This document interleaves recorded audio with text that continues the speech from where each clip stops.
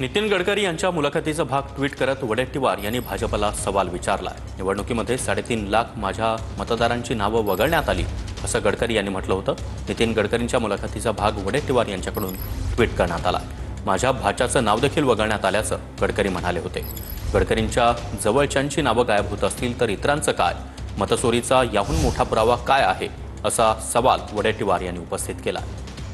तर विजय वडेट्टीवार यांनी नेमकं काय म्हटलं आपण पाहूया। निवडणुकीमध्ये मतदारसंघातील 3.5 लाख नावं वगळण्यात आली असं गडकरी म्हणाले।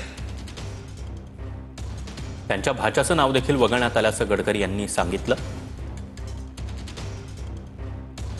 गडकरींच्या जवळच्या लोकांची नावं जर मतदार यादीतून गायब होत असतील तर इतरांचं काय? मतचोरीचा याहून मोठा पुरावा काय आहे? गडकरींकडे निवडणूक आयोग आता प्रतिज्ञापत्र मागणार का? अजून पुरावे मागणार की माफी मागणार?